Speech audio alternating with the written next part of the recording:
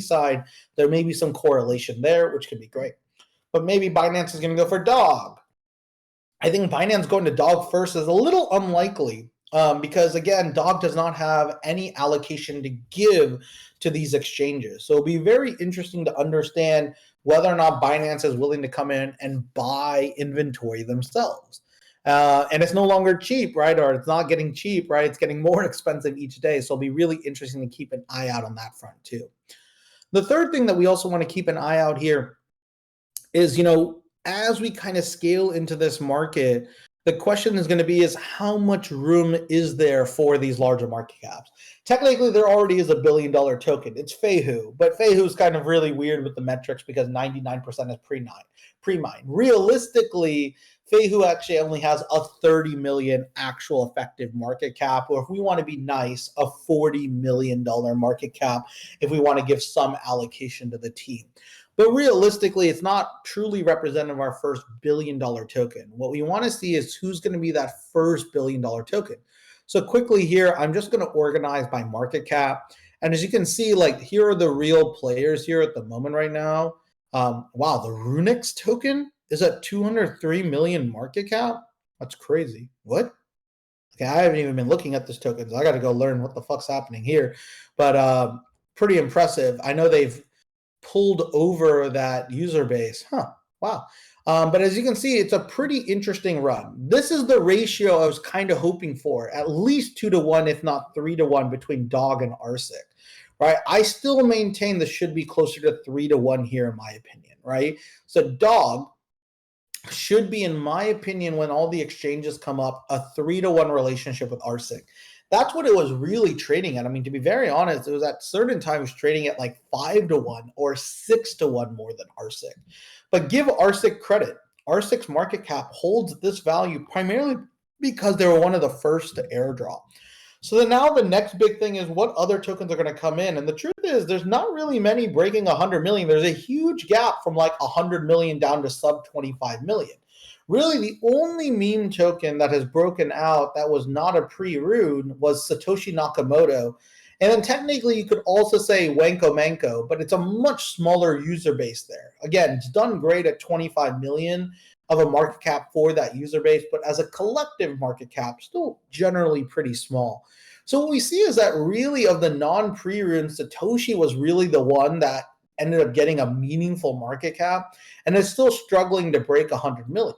So again, what was always the alpha? Pre-runes were the play. And as much as I hate how much Leonidas talks about this and Dog Go to the Moon and all this stupid engagement farming that all these people are doing, all that matters is centralized exchanges are coming online. That's all I care about. I want these centralized exchanges. I want Dog to $1 billion. Dog should be... With Binance, it will 100% be $1 billion. With Binance, it might be multi-billions, right? If it were able to get it, right? But the real question now is going to be is who else will jump?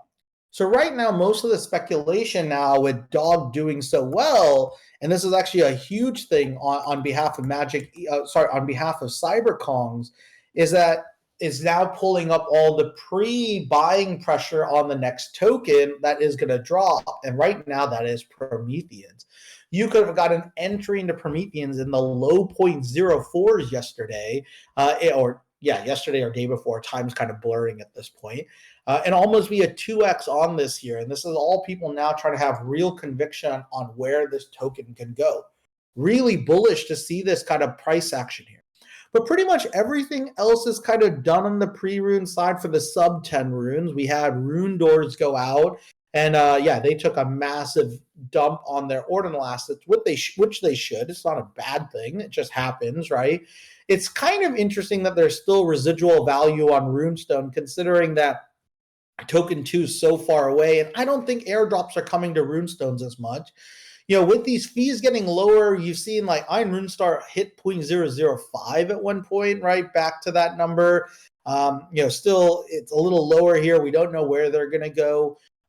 Tiny Vikings got a little bit more buy pressure, but again, still sitting at 0.006 here roughly at the moment right now, especially to the fact it was active ones, Rune Doors dropped roughly around 67%, kind of what we estimated as well here too. So this is probably what we're going to continue to see. There's still a few more airdrops, of course, and these are probably now what we'll have is like the post 10 to sub 100 runes, right? That's what we're going to be doing now. So these are going to be guys like Sigma, Tiny Vikings. Technically, Pups is in this category. Pups is probably one of the few non-sub 10 runes that could have sub 10 rune potential. But outside of that, it's a lot of medium market caps coming in. And these are the guys who are trying to hope for $30 million, $50 million market caps as well. But as we see in this market, there's one clear insight we get out of all of this. Holy fuck, the infrastructure still sucks, right? The fact that we're still buying in these kind of bulk purchases. One sec. Let's go to runes. Let's see what's trending in runes. This one's trading at, 7 sats. What you can see is the volume here as well. But what you can see is that if I want to buy any of these, I'm still buying through this really weird structure, which is insane. This floor is stuck at $4,500 because you could only buy this at a $4,500 price point. Oh, brutal. God damn, that like still holds all the other users out, right? That's still the problem, is that we haven't made this fractionally accessible to others yet. We're not really at that level. Technically, people can go break these up, right? So this one got broken up in half. So this one's selling for a little bit less, so allows a little bit more entry point. I wouldn't be surprised if this gets bought relatively soon. But we're still at this point where, like, to be very honest, it's kind of crazy that it's this inefficient. So with that inefficiency, what does this get us confidence to? It's confidence that protocols are going to be absolutely huge as they start building infrastructure. But the other bullish thing we get is when we go back to Ord Pool. I'm really, really, really excited because, to be very honest, I can't believe fees are this low. These are insane fees. We're looking at 30, 25 sats. I actually think, I don't want to say the degen mints are gone. I actually do think they're just less interesting now, right? Is that it doesn't matter. People don't know how to price these degen mints correctly. So you see those last two blocks that are trying to clear, people overpricing it, and then they end up all becoming underwater relatively quickly. So we're kind of at this really interesting point now that, hey, we could actually still deploy new ordinal assets. We can still deploy new rune assets, and the market won't die. Don't get me wrong, though. You want to expect spikes here, right? There will be times that this will go from 30 sats to 250 sats. But what this will now allow, what I'm hoping is that this will allow a two-species system or a two-asset system to thrive. The biggest worry I had with the Rune Protocol is that it was going to throttle and kill all of Ordinals, which it did for like a week.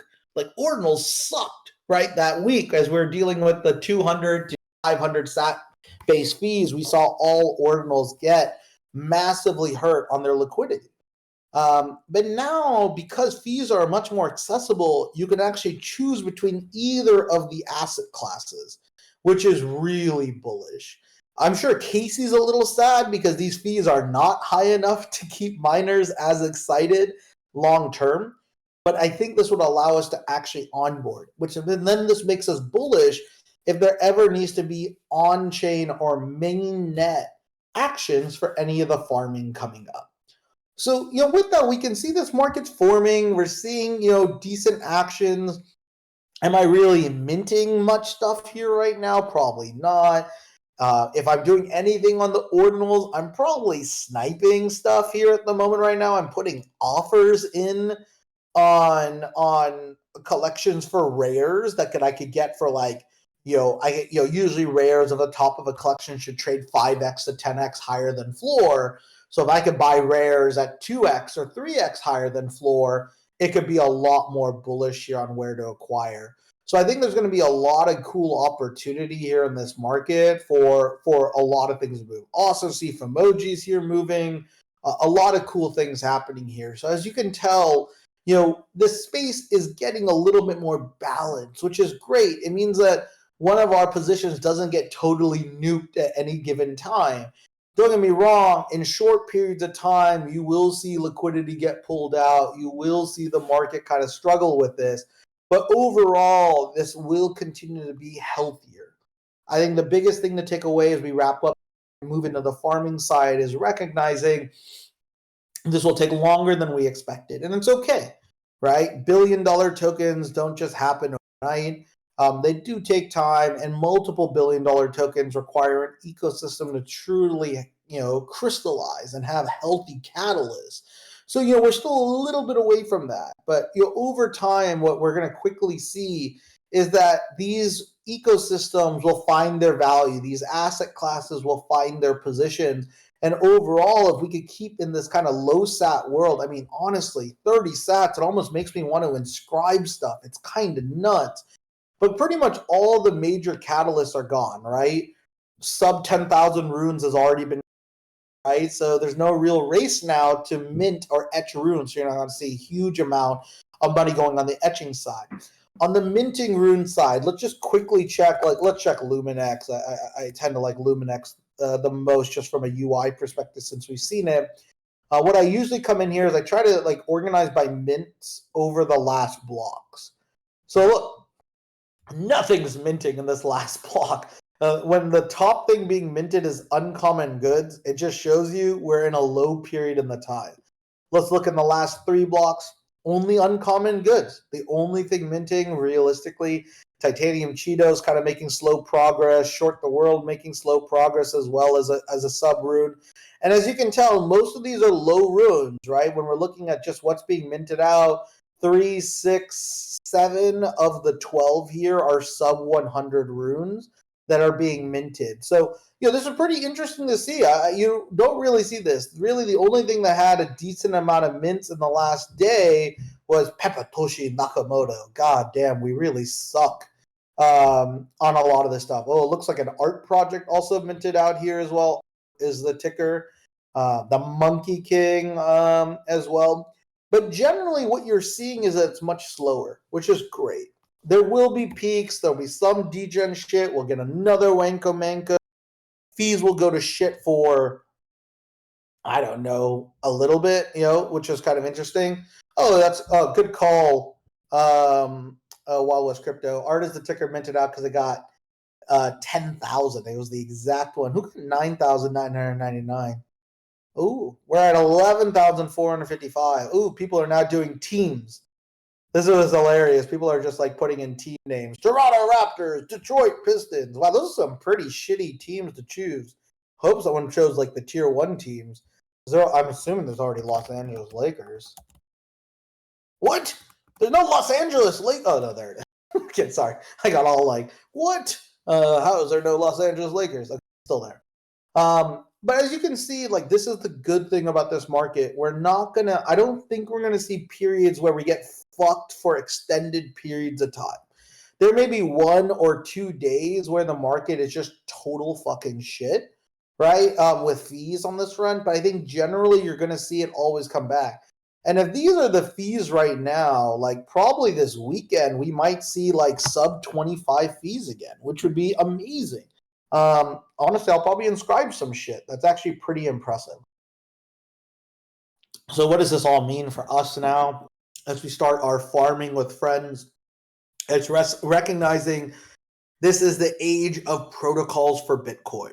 So what we really want to be looking at here is, a few things, right? We've talked about L2 Watch. We're going to start there here real quick. What's bullish here about L2 Watch here is that we already know that there's around 70 protocols on the L2 side that are ready and already up and running. And a handful of them are in testnet or pre-testnet, which is also bullish for us because that means these will most likely have some type of airdrop, some type of farming, some type of yield opportunities coming. And a lot of these are going to be venture backed, which is also really bullish. There's going to be a bunch of venture-backed entities coming in, and we want to be able to go after them. The other reason why we want to be really bullish is that they're just twos. We know that there's going to be hundreds of more other protocols, right? Because when we look at this, MotoSwap isn't here. Any of the toolings that you would traditionally use isn't here, right? What you'll realize is that there's also bunch of billion-dollar protocols. There will be a billion-dollar swap protocol in Bitcoin. There will be a billion-dollar lending protocol in Bitcoin. There will be $1 billion a staking protocol on Bitcoin. There will be there will be multiple billion-dollar meta protocol tokens as well. This is where we all want to get really excited in our farmers world, right? In our farming world, what do we want to get excited about is the fact that each of these opportunities are going to be presented to us. But as farmers and as samurais, I want us to be very clear and I want us to understand this won't be easy. This isn't something that is going to be just given to you on a plate.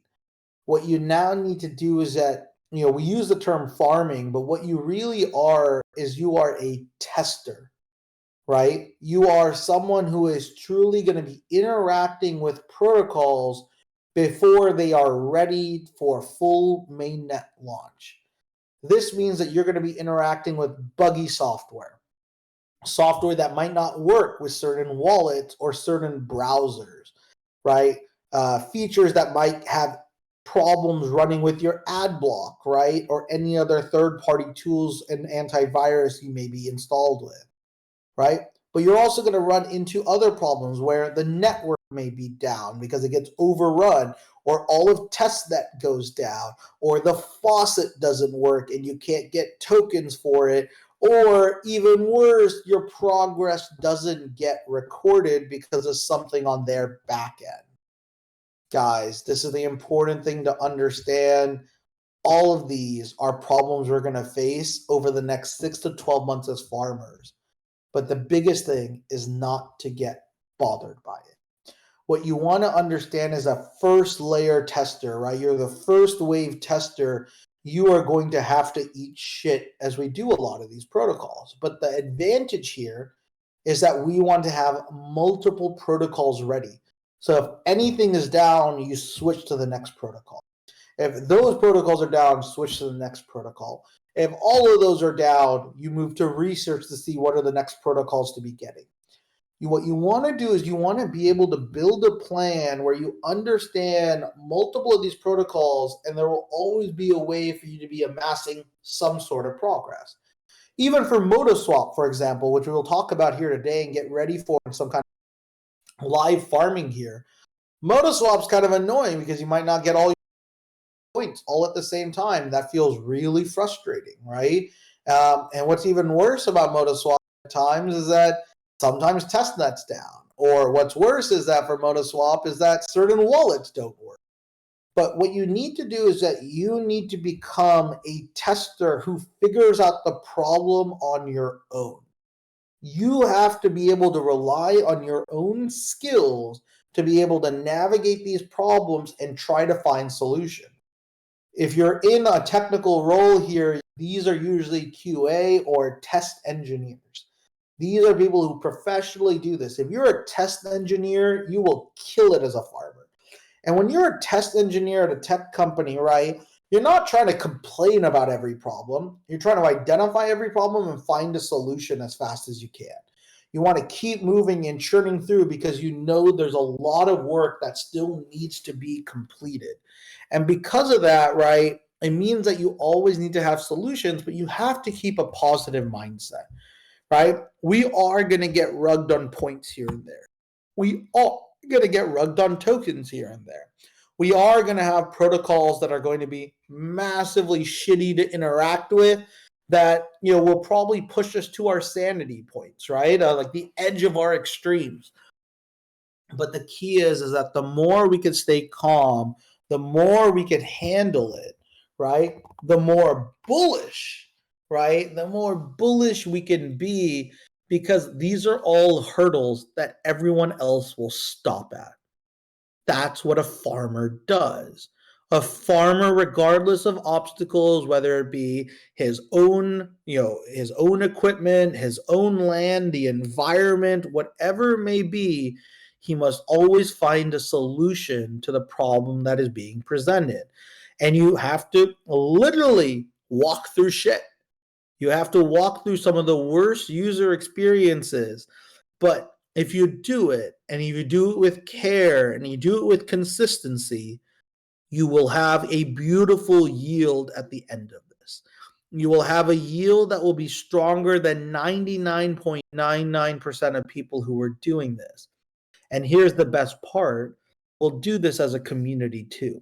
But you have to get into this framework. You can't be lazy. You can't complain about anything. If you're a farmer, you are going to be solution oriented, right? If you're a farmer, you understand these obstacles are ahead. And if you're a farmer, you're ready to embrace it. And right, that's the recommendation I give you is that every time you see a hurdle that you pass, know that probably 20% of your competitors didn't make it. They stopped, right? Every hurdle you clear, right? This is called like, funnel analysis or step funnel analysis, right? On average, every new step you require a user to do, you usually lose between 5 to 20% of users. And in crypto, it's on the very high end. Dude, crypto users are actually some of the laziest. It's actually kind of interesting. But they're also some of the most like aggressive when they know what they're doing. You want to be in that ladder. You need to be the aggressive mindset. You need to realize that this whole land is being built in front of our eyes. The entire Bitcoin landscape is currently worth less than $25 billion.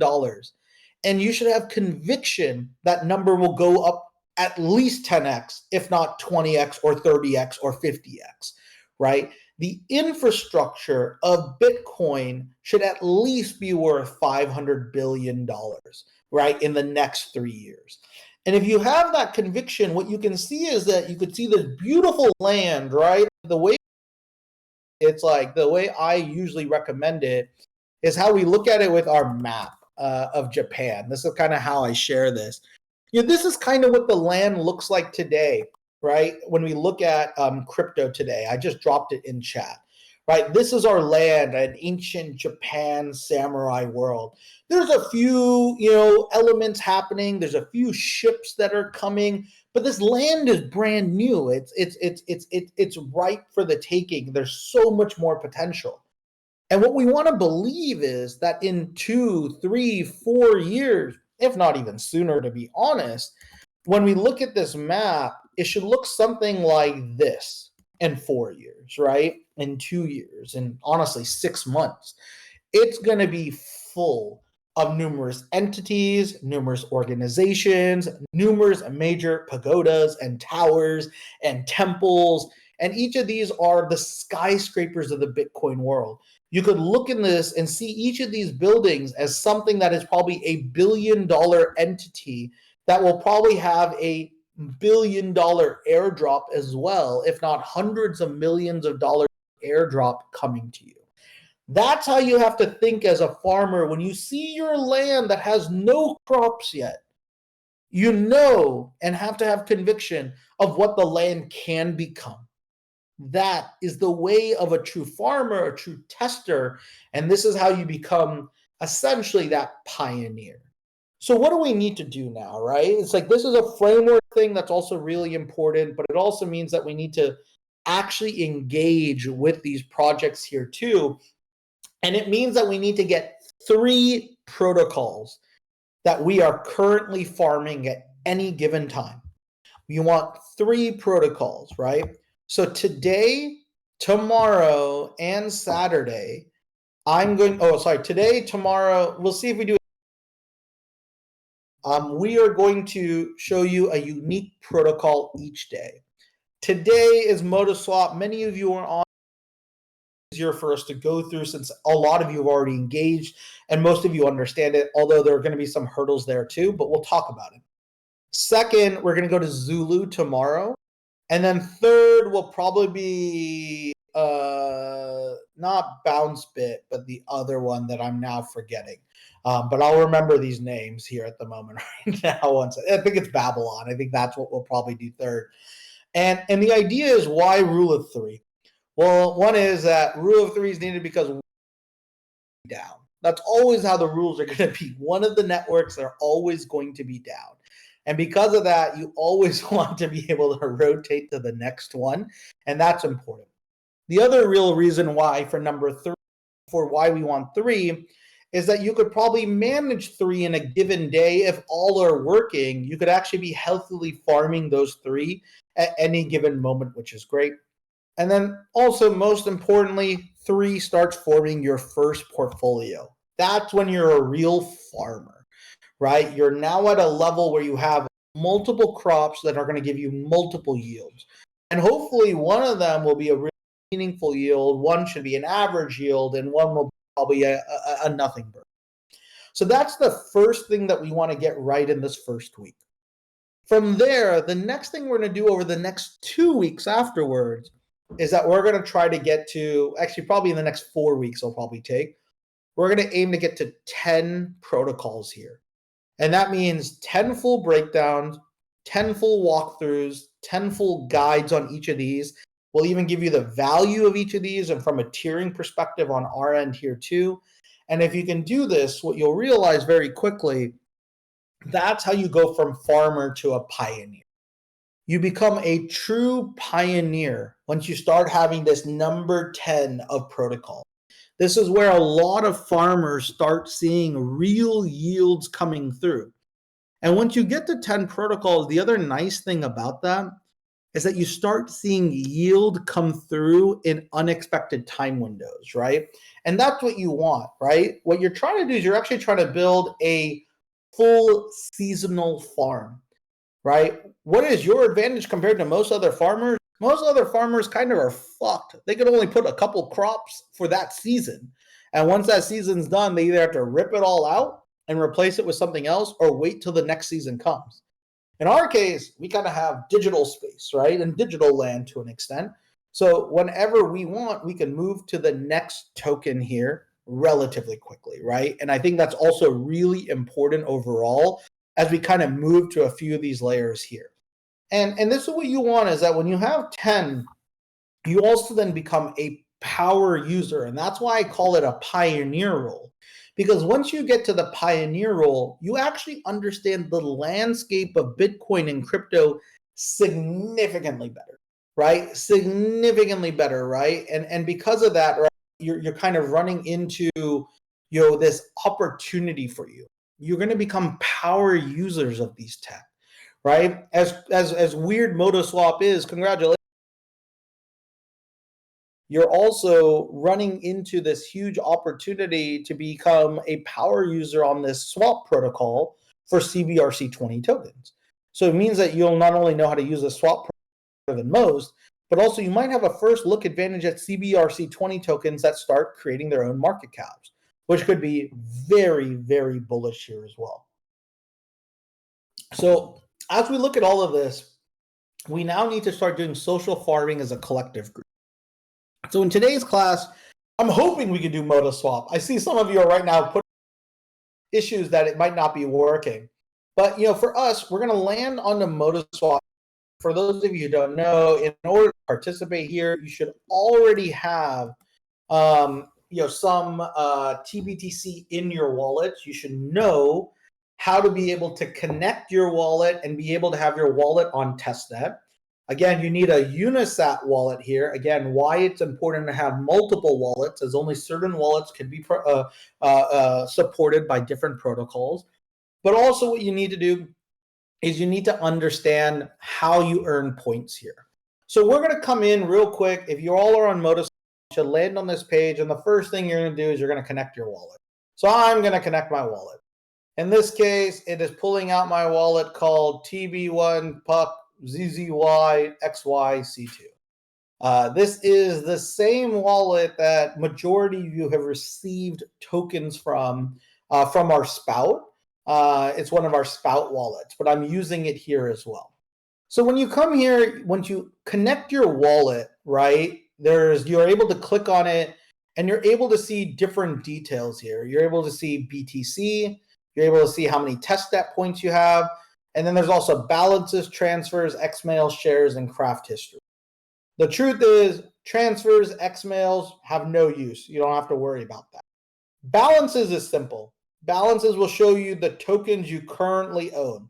So these are the CBRC20 tokens that I already have captured. A lot of these are because I've minted them directly, Anytime you see something fractional, it's probably because I'm staking ModaSwap, and we'll talk about that here shortly here.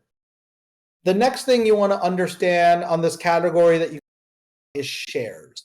Shares is what you do if you've created a token and you've created an LP, and funded a pool with your LP. Here you can see how much you funded, what the percentage is, and how much is used, and you're able to lock and do a few other actions here as well.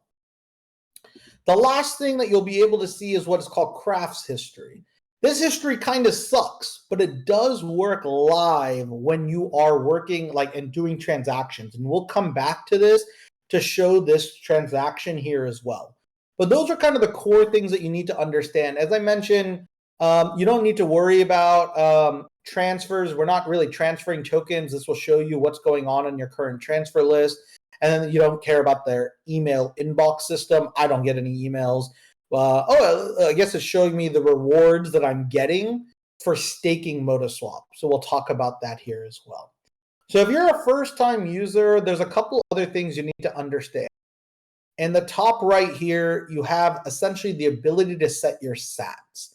One of the biggest things that whenever we're interacting with a testnet, right, specifically, we will want to also have a mempool testnet up and running as well. So I'm going to share that here. The real reason why you need mempool testnet is to understand what are people paying for fees in each of these previous transactions.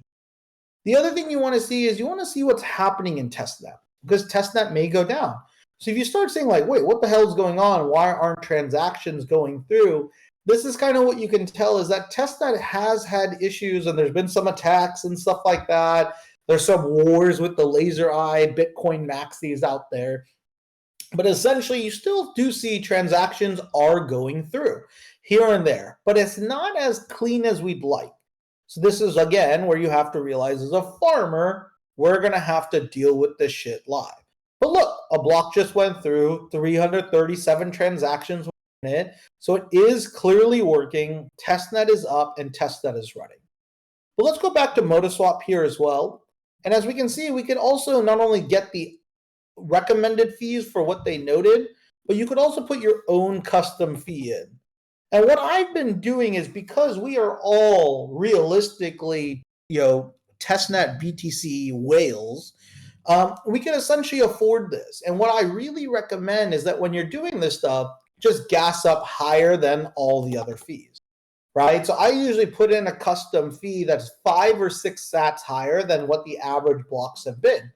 And I just put it in there because it costs me almost nothing. But I want to ensure, because again, you're still working on a testnet. It means that we're still working on the BTC framework. So it means that when you put a transaction through, it still needs to clear the mempool, right? And be a confirmed block for that transaction to show on your end. Hence, you should always juice up your fees based off where it is averaging going. And right now, it's not that high. You can see some, and most of these aren't being filled. At this moment right now, probably 1 sat gets you into almost any transaction. But again, I don't care, because this is testnet BTC. We have enough testnet BTC to feed you guys for the next 5 years. And I'll buy more if we ever need it. So number one thing here, right, is always increase your fees. So when you've started here, let's go through the first actions you need to do. Some of you have already done that. And do some of the advanced stuff on how you have to get through on the Q&A. So the truth is, some features may be working and some others will not. Let's kind of go through it and see what does work collectively here. I'm using Google Chrome. I'm using Unisat, just to give you a heads up. So the first thing you want to do when you do set up an account and you're here with your wallet, you need to get tokens. In order to get tokens, you have to go to the Explore page. When you go to the Explore page, you'll see multiple tokens that are available, but only some are available to mint. Why are only some available to mint? Well, they've already minted out, right? So if it's a new token, it's already minted out. All of the supply is out there. So what you want to do here, and probably the most common thing, is let's grab some pizza, because it's the first one that's available. What you'll then do is you'll get a pop-up. Again, it's testnet. You can read this, but this is really not telling you anything. It's just saying, hey, this is testnet. There's, this is the interface. It's actually showing you the language that they would have for a professional product. But overall, all you have to do is hit I acknowledge the terms of use and hit confirm, right? And when you do that, you essentially will then get your own confirmation. Should open up through your Unisat. You won't be able to see mine, but it is right now up on my screen. I'm going to hit sign and pay. And when I hit sign and pay, hopefully this interaction goes through. We'll see. I'm sitting here at the moment right now. And we'll see if this craft operation goes through. It will go through. Great. So it does look like a transaction has happened. How can I confirm that a transaction has at least been queued up? Well, I could go back, click on my account, go back to the crafts history and see what's shown. Oh, it shows that, yes, I right now have put in an activity to mint the amount of pizza. Oh, and it looks like it just got confirmed. So it means that a block must have just went through. Or in this case, just working on testnet. I'm not sure exactly how it worked. But it does look like it has been confirmed here, which is great.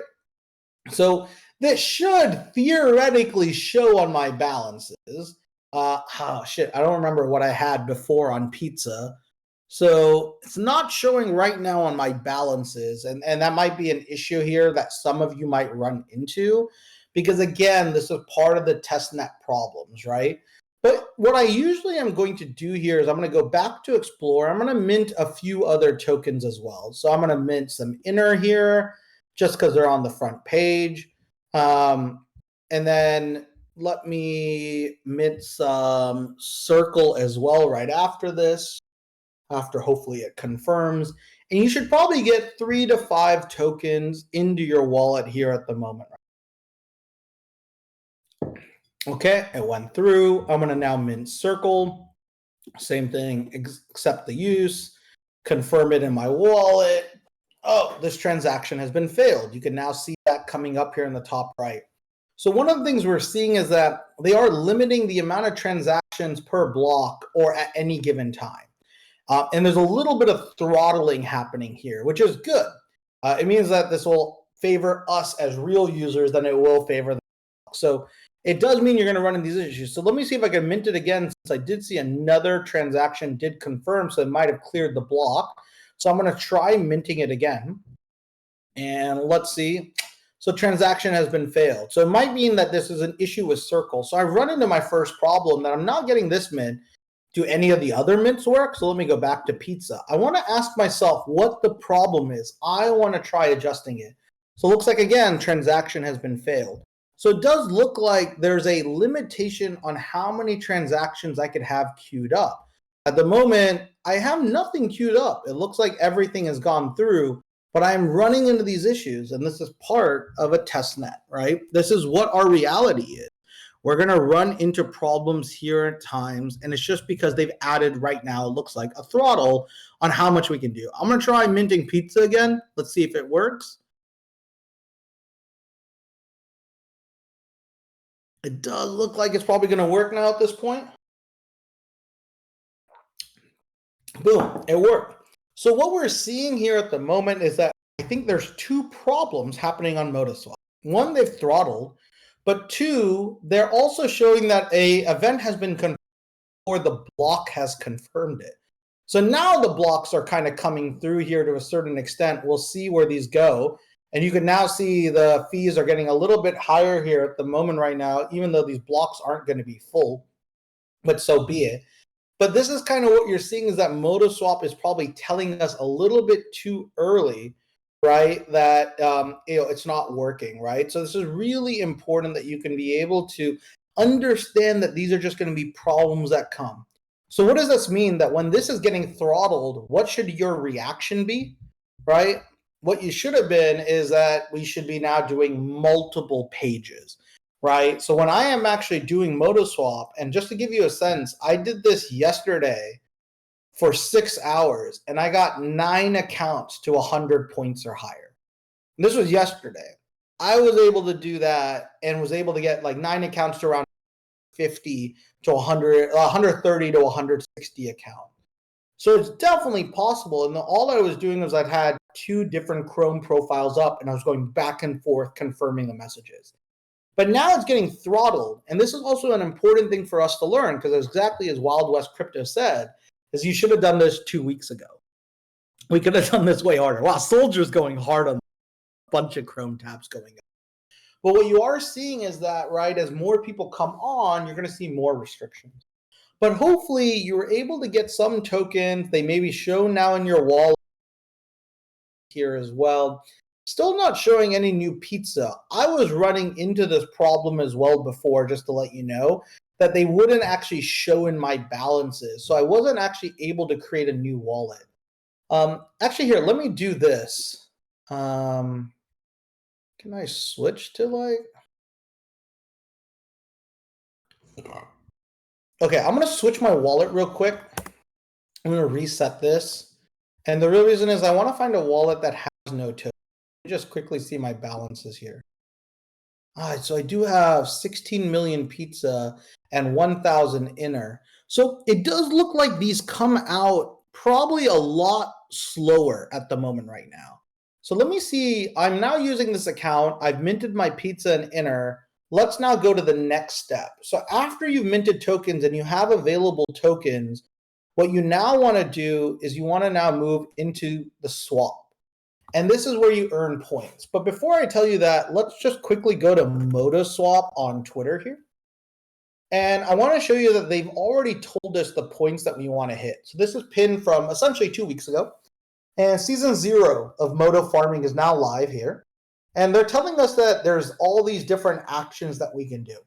The following actions on Leak.ModoSwap will earn you points. 1 point for every swap, 1 point for every stake, 2 points for adding LP and locking LP, and 3 points for every deploy and add LP and lock action as well. Must do all 3. And you can do these all unlimited here as well, right? Which is important. So the only thing that is limited though is stake. You could only earn stake 1 time here, right? Which is important. So right now, the biggest alpha we've seen is just actions back and forth. Has been the easiest way to get points. This is the easiest thing. So let's go talk through this swap action here. So after you have your tokens, you're going to swap. And essentially, this should be very similar to what you're familiar with any other sushi swap, whatever you may have used on the Ethereum side. Very similar here. You have a swap. So essentially what you want to do is you want to choose one of the tokens you have currency in. So I'm going to choose pizza. Shows my balance here. And then what I want to do is I probably want to see if I could get this for Modo. But I'm going to talk to you about a few other issues that we've run into here as well. So what's cool here is that, okay, I got currently 160 million. So whatever, I'm going to do 10 million. Yeah, you want give me $1 billion. I want 3 Modo. And when you see the swap come out, there's a cool things here. There's a slippage tolerance. You don't have to worry about this right now. It's testnet, but you should also understand slippage when it is competitive a little bit later. But the other cool thing is that it shows you a little bit of the details. It does show you price impact. It does show you what the pool fees, the stake fees, and what the dust is here. But you can also see how much is left in these pools. And there's a meaningful amount. There's still about 1,200 Modo here.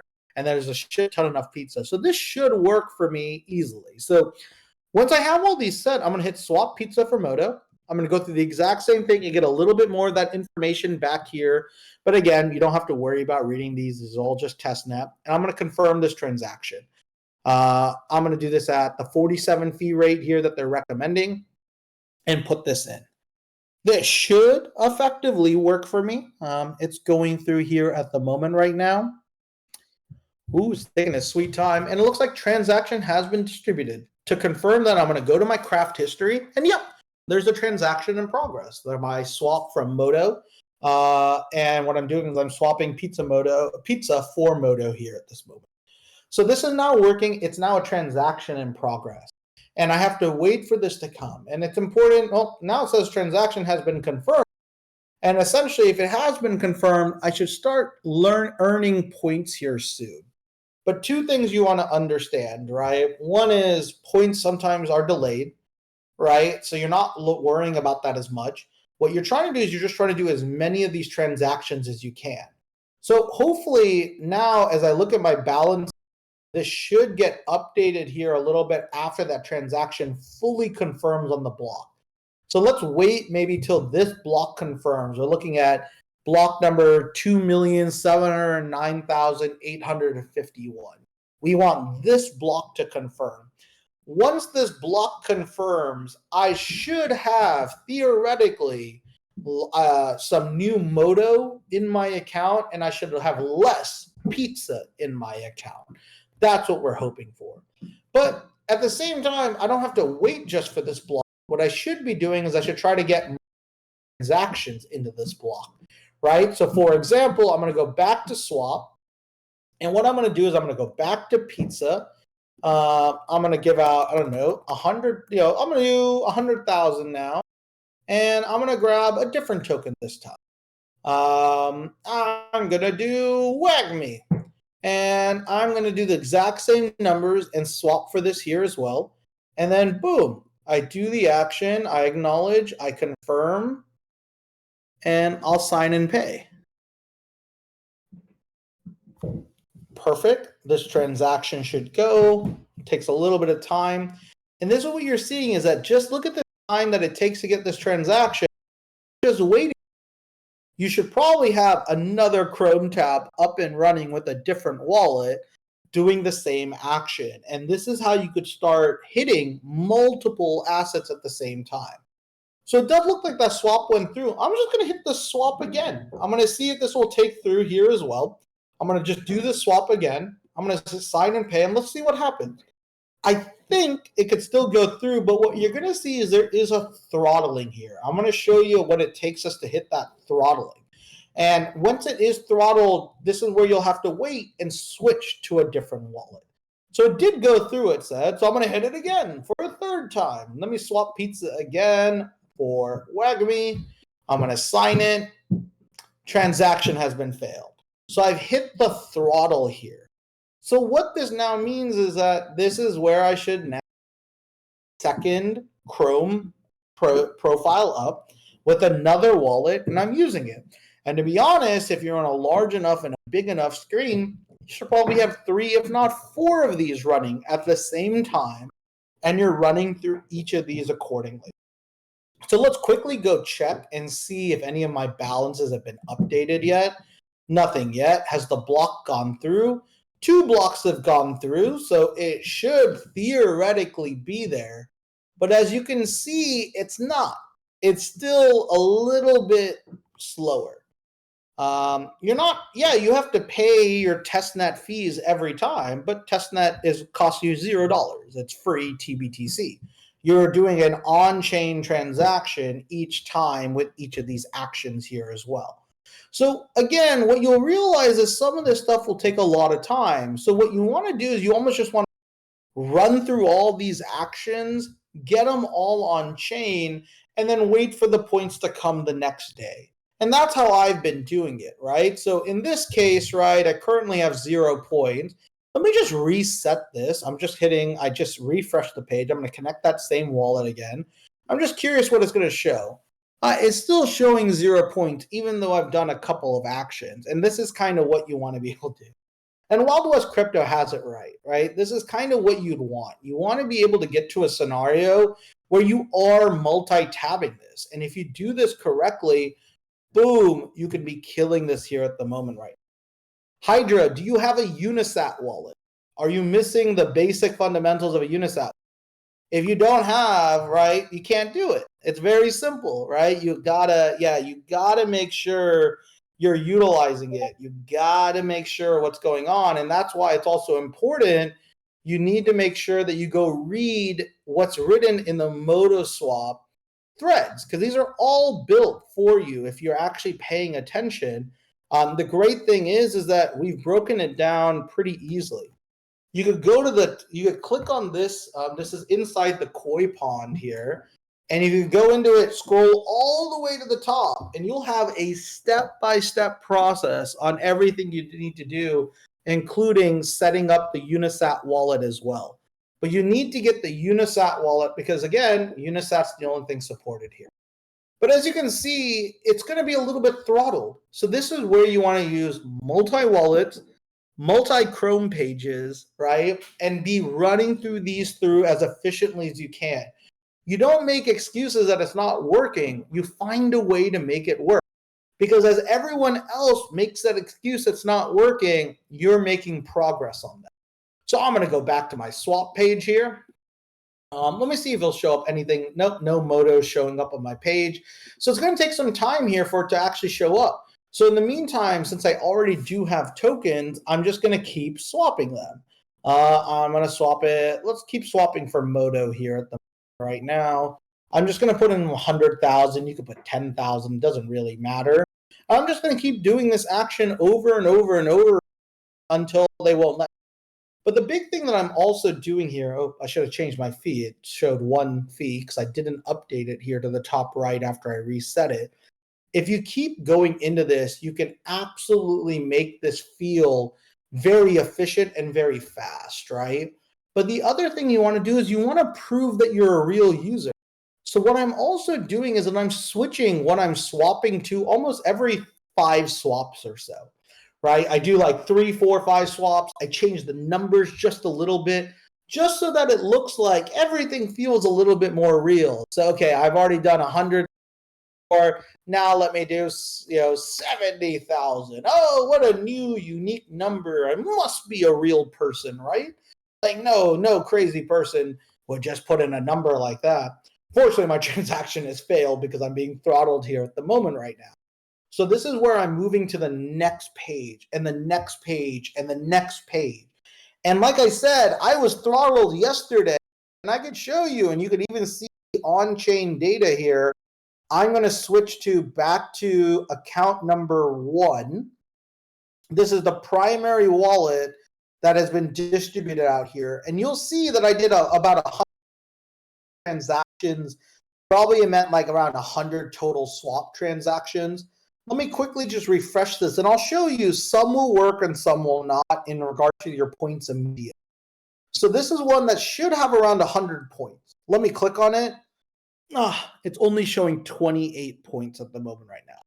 I'm not worried about it because I do have the transaction history in the wallet. I bet the team will get this caught up here shortly. But again, on other wallets, it does work. So let me show you wallet number 2 I farmed yesterday. Oops. Wallet number 2. I did a shit ton of transactions on it. Holy cow. All right, let me show you. I did about 200 transactions on this one yesterday alone. Let me connect this wallet. And what you can see is, oh shit, it's actually giving me all the exact. I did around 200 points. And this was all done yesterday, right? So one wallet worked, I'm not worried because what I know is that I'm building progress in my portfolio overall. So this wallet now has 200 points. This is a wallet that's been distributing BTC to all of you guys as well. This is one of the other ones. So this one has 200 points, all pretty much done yesterday, like 95% of it done yesterday. Let me go to account 3 and show you that one as well. This one should have less. This one looks like you did about 130 transactions. Let's see how many points it gave me on this one here as well. Oh, of course the points will matter. The points are the only thing that matter, Soldier. The points are how they're going to deliver value to users in the future. So this one should have 120 points. So it's given me pretty much all of my total points correctly on this wallet here as well, 120 points that I've done on roughly 133 transactions. Maybe 5 or 10 are missing, which is awesome, right? And then I did another 6 wallets as well on top of this as well. And I did this all yesterday, and it wasn't showing all these points yesterday. It took a little bit of time, and one of my wallets still doesn't show it correctly. So what I realize is like I'm not going to get bothered by this. I'm going to keep going way, way, way deeper because this is still a tier 1 protocol to be farming. And that's kind of the important thing that I need you guys to break into the back of your mind, right? Is that you need to make sure you power through. Farming is not for people who complain. You will fucking hate farming because farming is going to be a very tough experience across the board, right? And for that, everything is going to be shitty. God, look how bad our mainnet experiences are right now, right? Our mainnet experiences are garbage. Dude, of course our testnet experiences are going to be a little bit behind. But this is your advantage. This is your upside. You have a community here that's going to help answer all of your questions. We will give you all the guides. But this is how Ronins will truly take over the Bitcoin chain. It's not due to the fact of how valuable our PFP is. I don't give a fuck about any of that. What I care about is that you guys have multiple wallets, stacking sats, and being qualifying for some of the most highest valuable airdrops that will come to the Bitcoin ecosystem. And this community will be the biggest winner out of any other community out there, because we're going to help you do this each day, each time. So what else can you do here really quickly on ModaSwap? This is kind of the big thing, is that you want to keep getting multiple points. The two things we saw for ModaSwap is they recommend you might want points per account. Good to know. So right now what I'm aiming for is around 130 to 50 per account minimum. You have two choices. You could stack a couple of accounts to be the highest they possibly can, or you could do and spread them across multiple accounts. Historically, spreading across multiple accounts and hitting the minimum thresholds is the most profitable strategy, right? That's kind of the important thing here, right? Is the most profitable strategy is multiple accounts, but it requires you to have more management. And that means you have to manage your wallet process correctly. And you need to be writing down, right, all of your numbers and all of your passphrases correctly for each of these wallets, because you should be doing them in multiple profiles as well. Some of the other cheat codes, as we mentioned, that are really cool is using Chrome for every unique Chrome profile tab you have. I'd recommend creating a unique unique email for those. And with those unique emails, you could then put 4 or 5 more new wallets and then put 5 sub wallets into it. For each Chrome tab, you should have 20 to 25 total wallets, right? And that's kind of really bullish here as well as you get to this. The great thing is what I'm showing you here is that yesterday, in 6 hours of time, I got 8 wallets technically above 130 tokens each, and 1 more wallet that should be above it, but is showcasing it a little bit low. Right, in 5 to 6 hours, I was trying to see what maximum do, and that's the beauty, is that what you should be aiming to do is you should break out 2-hour windows 3 nights a week, if you can, at a minimum. And here's the best part, just put on your fucking favorite movie, right? Put your laptop on and go, right? Or your desktop, it doesn't matter what you're using. And do it for those 2 hours. So what am I doing? I forced myself to watch some shitty NBA basketball, some really shitty games yesterday. At least they weren't that interesting. And I just went hardcore, right? And I went, massively into this. And like I said, it only took me 5 hours to hit 9 to 10. Don't get me wrong, the Heat game was dope. It was great to see them hit a bunch of competitive. They blew them out. It wasn't a fun game, and New Orleans got blown out by OKC. I love watching the Heat win without Jimmy Butler. Don't get me wrong, man. The Heat way is the way to be. But it was a boring-ass game. I want competitive nail-biters people here as well, right? And that's kind of an important thing, right? Oh, PJ Crypto Crazy is exactly right. You need good wallet hygiene. Guys, write your seed phrases down for each of these things that you're doing. Get into that habit. I will get into that habit as well. Last weekend, I spent like probably 4 hours just writing all my seed phrases again down. This is the worst thing you can do, is not having that security. And this is the most basic shit you want to get right. But you could absolutely kill it. Like I said, in 5 hours, I have almost 9 wallets qualified right now for ModaSwap. What's stopping you? Right? Nothing should be stopping you. Right? The truth is, on a lot of these campaigns, you can massively knock these out. So do you absolutely need to use a VPN? No. You do not need to use a VPN yet. I'm not using VPN on ModaSwap right now. Who cares? But in the future, I absolutely will have VPN switched on, because that is absolutely a way that people are going to try showcasing, cookies and that they could track you with. And that could be something that they use for kind of identifying wallets that are shared together, etc. So it's always best to group it. So what you should be doing is exactly what, honestly, our boy Prof J is using. And I have a similar sheet that I'm building here as well. He's done a really great job, but he's actually noting the location. So one of my cheat codes is that I end up choosing like a famous team in that country and I name the wallets for it, right? So like I have a LA team and it's my favorite Lakers. So I name the wallets like Kobe, Shaq, LeBron, etc. are the names of the wallets. And that means that because I'm using the LA team, I'm using the LA location of my VPN, right? Then I have my Barcelona team, right? I put Messi, Piqué, Xavi, whatever it may be. And I know that team will always be in VPN of Spain, right? I then have I have an Indian team, right? I got my national cricket Indian team, right? So I got my Sachin Tendulkar, right? And so on here. And I know that whenever I'm using that, I'm VPNing in India.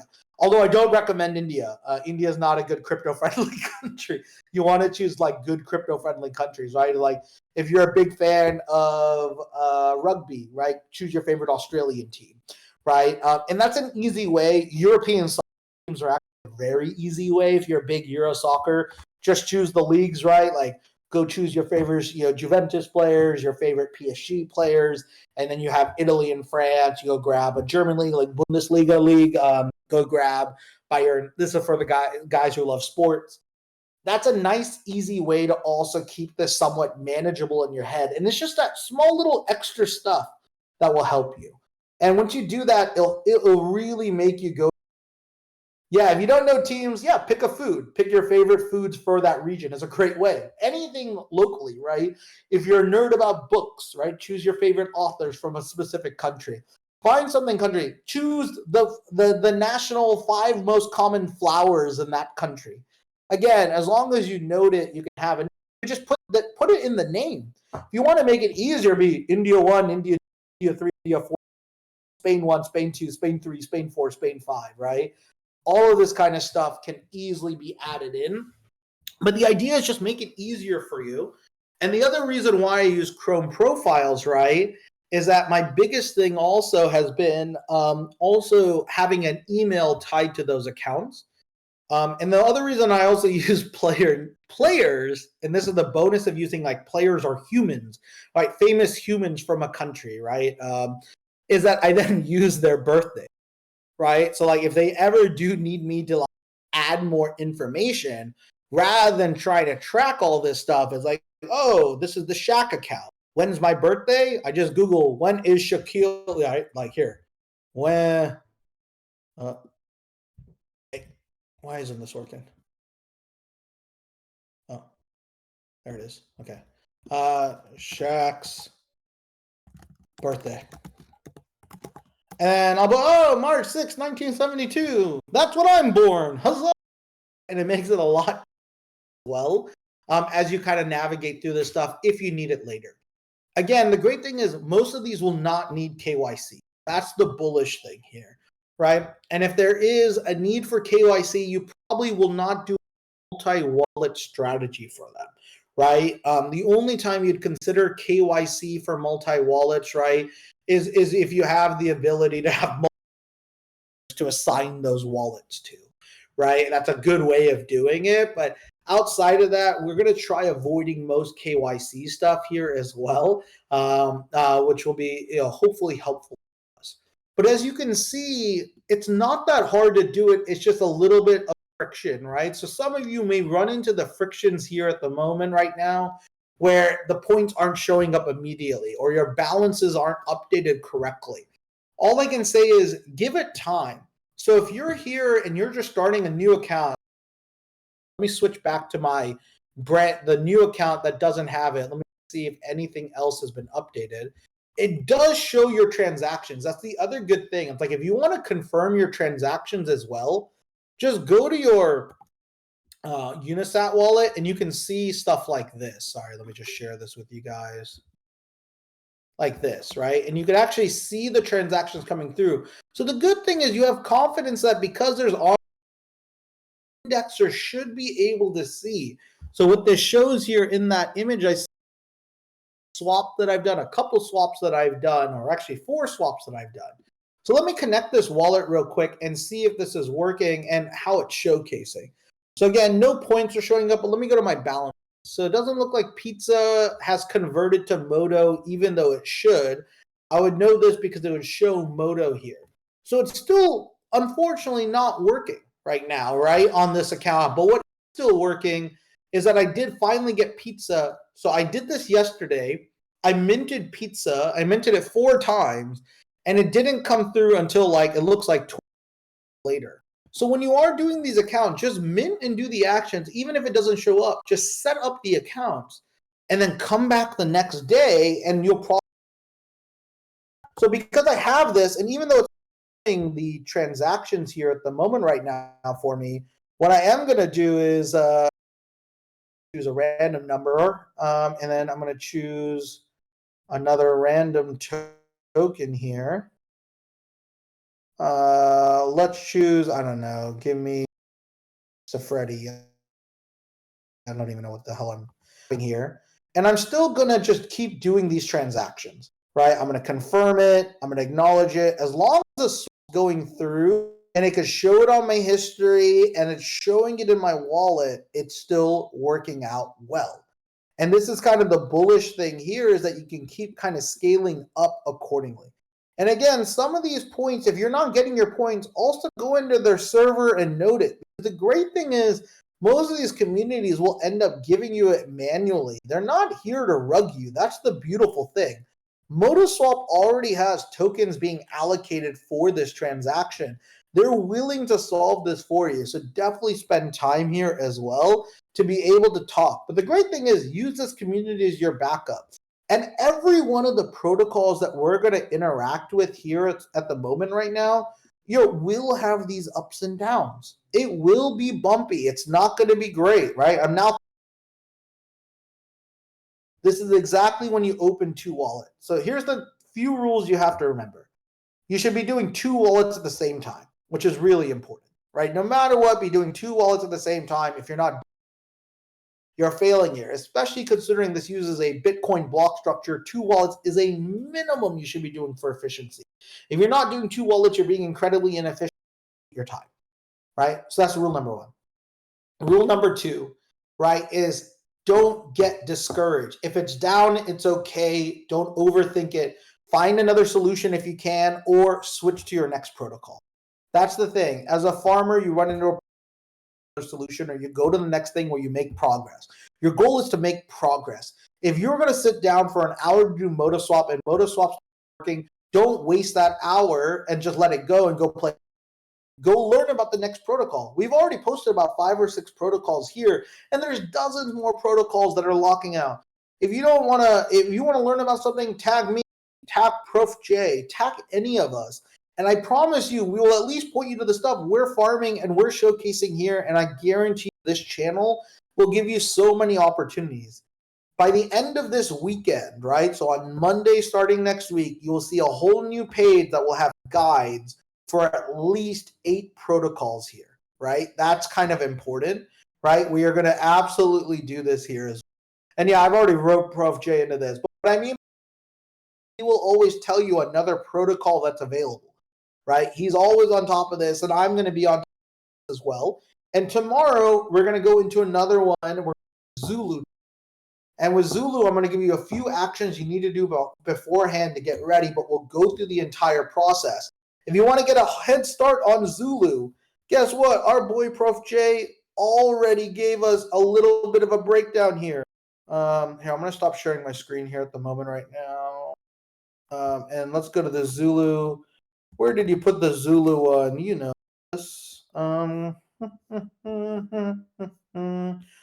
Zulu, here it is. Here is the link. Copy message link, and watch. I bet you Prof J might have already beaten me to it. No, he didn't. Okay. Prof J wrote this. Shout out to Prof J. He's awesome. This is already the step-by-step. Like, go look into this right now. If ModoSwap isn't working for you, there's always an opportunity to farm, and we're so early. You're going to see 10x more opportunities to farm. The other thing you want to do is when you ask the question, time, we don't know. This could literally be done next week. It could literally be done tomorrow. The thing is, you shouldn't be asking how much time. You should be asking yourself, can I start doing this today? No matter what, you should try to be in the form of acting over everything else. This is your chance to get Gen Wealth. This is your chance to own a piece of 100 protocols coming to Bitcoin. 100 protocols that are going to be worth 100 billion or more collectively. You are going to have an opportunity to get a piece of those airdrops. If you do this continually for the next 6 to 12 months, you will get six figures USD. If you do this really well, we're talking 7 figures if this plays out. But remember, you're playing a long game here. This position doesn't require you to have cost risk at the moment, right? But if you are a dolphin or a whale with a little bit more capital, you do have an edge. A lot of the farming protocols will require a little stake. If you're a master farmer, also have the liquidity as well if you're in that position to also up a few of the positions that you're most bullish on, right? So for example, like BounceBit required, I believe, a $1,000 stake for 30 to 60 days to get that 3x multiplier. Traditionally, right, because it's a tier one, hence I did that. I actually did it on 3 wallets. I have no fucking clue if it's going to be worth anything, but I'm betting on it because they have Binance Labs, Binance Labs, and like 2 Briar Capital and a handful of tier 1 VC firms. So again, if you're in that position, that's all. Win is win. Make a lot of fucking money, a lot of fucking opportunity. But here's the most bullish thing about it: you all become power users of these protocols. Power users of protocols are always going to be the winners in each of these ecosystems. Imagine CBRC20 blows up. Of course, CBRC20, you're going to have that advantage because you now know the swap protocol for it, and you could see those tokens before everyone else, right? You have that advantage with MotoSwap now, and that's the optionality we're opening, right? And that's the other important thing is we're not betting that any one of these individual farms is going to. That's not the play. The bet is that we build a collective portfolio and our entire yield from our will start moving us towards Gen Wealth. That's the play here. To commit as a farmer is one of the smartest things you can do in a world that is about to probably 20x to 30x on the infrastructure side. It's going to be airdrops left and right. And you know what's the other reason why you should be so bullish? The Bitcoin community loves airdrops more than anyone else. Holy shit, we're airdropping everything. We're airdropping stuff for free. I mean, all of Runestone was an airdrop. Everything is airdrop. This is airdrop season. Of course, protocols are going to use airdrops. And of course, protocols are going to give 3 to 20% chunks of their tokens to early users who are contributing and early owners who are also owning and building as a part of their ecosystem. Do not fade this Gen Wealth opportunity. It is one of the easiest, one of the clearest, and more importantly, it is one of the smartest because it will get you a well-rounded portfolio. And at the same time, you could be still playing shitcoins, totally fine. Do what you want with that. At the same time, you could be going after ordinal assets. You can absolutely do it here as well. But what you really want to recognize it, right? What you really want to recognize is you want multiple asset classes compounding on your behalf. That is the true mindset of an owner. That is the true mindset of an ownership vision of making sure that you win with the Bitcoin protocol. You win. As Bitcoin expands, farmers will expand. It is always true with any infrastructure. Then once we get our 100x, we don't need to be fucking farmers because we become either pioneers or barons, right? We will get that. And that's where you have to rotate. And when you become a baron of having access to 50 or 100 protocols, this is where you can do anything then. You'll have advantages on how you want to trade. You'll invest in. You'll have advantages to know where you should double down or dump your tokens accordingly. You should probably have other secondary yield advantages for other yield farming that will come on top of all of this. The world is yours. The smartest thing you could be right now is a farmer. It really is. It's the smartest thing that you can do. The next smartest thing is going from a farmer to a pioneer. get 10 protocols underneath your belt. Then the next best thing you can go is from Pioneer to Baron. Get 50 protocols underneath your belt.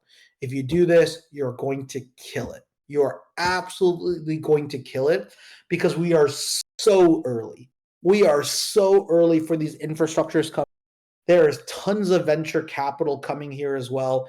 You can absolutely manage a bunch of wallets. And exactly as Soldier is showing. He's showing his page. He's showing how he's got 6 wallets up on his fucking crazy ass monitor or whatever he's using at the moment right now. I have an extra widescreen monitor just for this. You could go buy an extra widescreen monitor for like $400, $500. And if you want a tier one, you could probably get it for $1,000 here.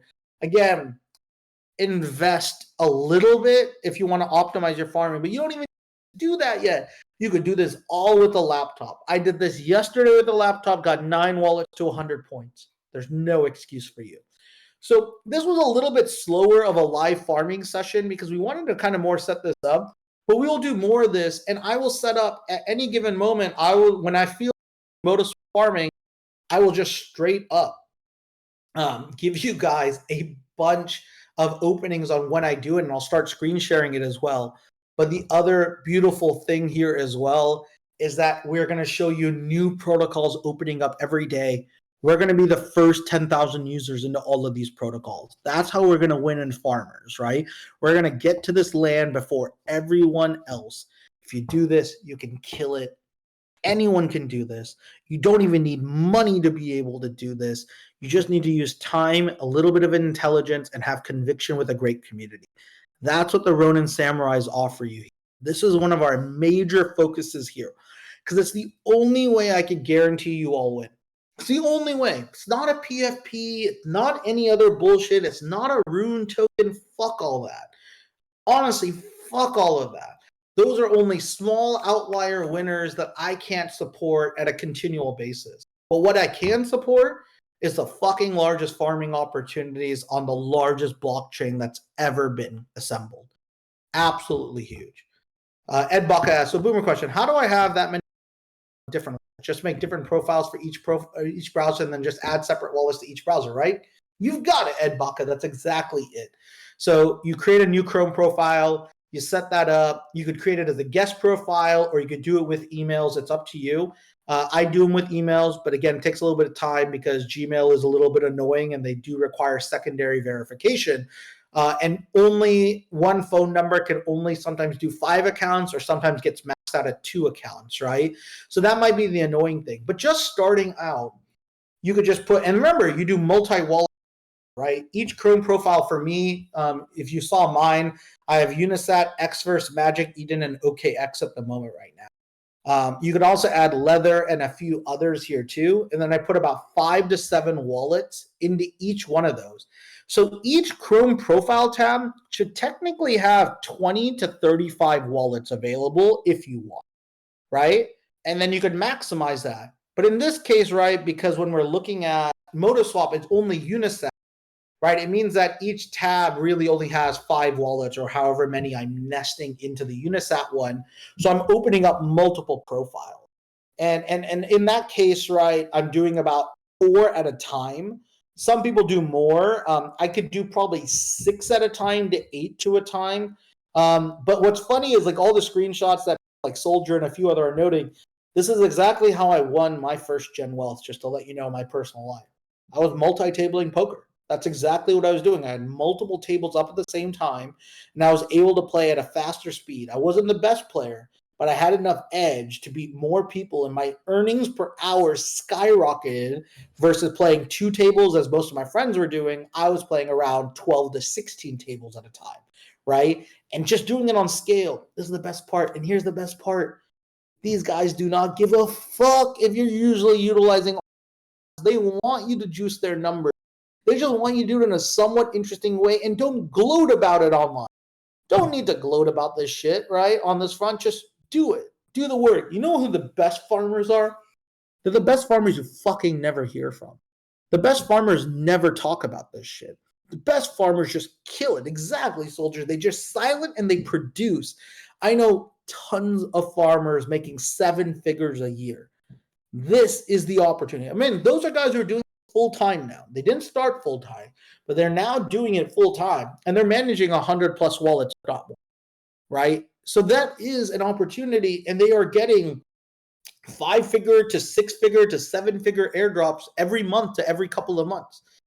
And that's the beauty, is that if you spend these 6-12 months now, the dividends you get after 12 months is ridiculous, because it's just ICO after ICO, right? Or TGE or token airdrop after token airdrop. There will be seasons for that. And all you want to do is catch a couple of those windows. And you don't have to do anything except keep farming and keep prioritizing the top protocols. So, of course, we'll help you organize what we think are the best protocols. We'll give you comps. We'll give you insights on who's got venture fundraising. We'll give you insights on why we think this protocol could be valuable. And because we're all doing it, we're all going to find edges. And this is why this will be one of the most powerful communities, because you will become power users who understand the tech. You'll become power users who have a better understanding of Bitcoin compared to everyone else. And you will be power users who will have unlimited airdrops coming to you with multi-wallets. You do those three things, you will be a power user of Bitcoin. You will be in the top 1% of Bitcoin, and you will have unlimited optionality and power to choose on what you want to do. And I don't care what you do with your airdrop, right? And I don't care about any of that stuff, right? You do whatever you want with it. All I care about is that you are acquiring and stacking sats. All I care about. That's all this community cares about. And the best part is, while you do all of that, we're fast PFP that has some of the best, like honestly, on-chain provenance out there. Parent-child relationship, recursion, dynamic, all that stuff. And that's coming for free, right? Free claims. And you're not even worried about SAT fees anymore. This is kind of the beautiful thing here, people. You can absolutely do all this stuff. The other last advice I give you is leave the page open. Leave at least one page open with your wallet, and always do an action whenever you have like 5 minutes. Like whenever you have a minute, like it's not even a minute, it's 10 seconds. You're clicking. Like I literally just keep here. I'll show you. I'll share the screen here again. I'm going to leave this page here always up and running on this wallet. Primary wallet is. And I'm just going to keep doing a transaction every 10. And one of my wallets will balloon in points, right? My top wallet currently has 700 points at the moment right now. So it's kind of nuts, right? You can do quite a bit of stuff. But remember, there are limitations when it comes to farming to figure out your solution, because that means that on some of these, you will need to connect Twitters, multiple Discords, maybe multiple Telegrams. So we're also even trying to find solutions on that front for you guys so that you could have multiple social profiles here. And utilizing the world of AI, you can make everyone feel like they're original users as well. But again, these are some of the advanced structures. We don't need that yet, but it will be coming. But I'm going to be leaving this up. And every time I'm going to keep adding, doing a transaction whenever I have a little bit. Out of nowhere, this thing will end up having 200, 300 points here as well. Yeah, we might need to buy some accounts. Weirdly, we're going to tell you how to do that. We're going to try to find a few marketplaces here as well. And this is kind of why you want to realize all of these things will be able to get to know. And at DeFi, you're right. One of the best, the people who understand this stuff are SneakerBot guys. SneakerBot guys are the real farmers. Sneaker drops, right? Which was amazing. And they made each one of easy profiles, and companies like a DeFi sucked at identifying real users, right? Same thing, dude. Not only do these companies suck at identifying real users, if anything in crypto, they want fake users because you juice their numbers. It's such an amazing system. We're two parasites leeching off one another to increase the valuation of the entity, showcase this progress and value. It's actually beautiful. It's one of the best crypto incentive schemes that you'll ever see. And that's why I think it's so powerful. This is how you all become an owner. This is how you break out of this glut of trying to trade shitty NFTs and PFPs and ordinal-based assets to be able to get wealth and always feeling like it's eluding yourself.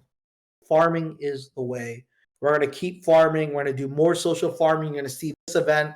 I'm probably going to move this event a little bit earlier in the future, but essentially every day we're going to, probably every other day as well, we will end up doing. We'll end up having a live farming session on a new one here. So we're going to keep doing this and scaling this up. And the best part is this doesn't restrict you from doing anything else. Go trade your shit coins, go trade your ordinals, and we'll talk about that too, right? This won't only be farming, but I need all of you to farm if you samurai. That's all that matters. Be a part of this and you'll be able to get that. And we're not asking for more than 3-4 hours of time for you to build your own wealth.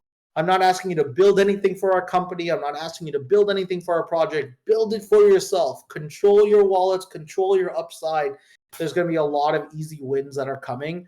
This is just a start. Really excited to do this with each and every one of you. So if you have more questions, definitely add them in threads. Add them into Samurai Owl. Feel free to tag me.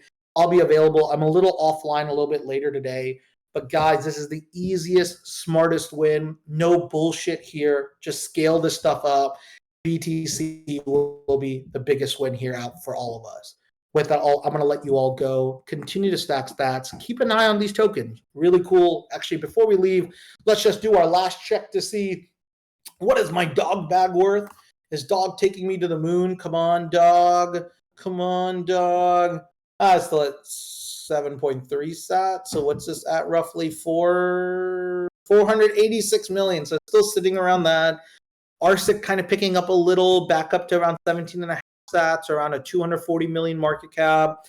Feihu still holding its weird ass 3 billion market cap here as well.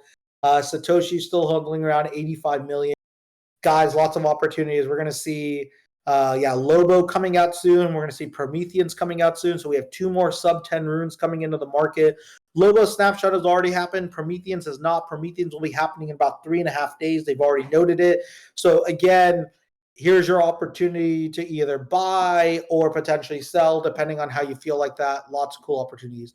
Baz is right. Pup should be coming out with their Fuse token here relatively soon. There's going to be a lot coming, and you're going to also see all those mid coming.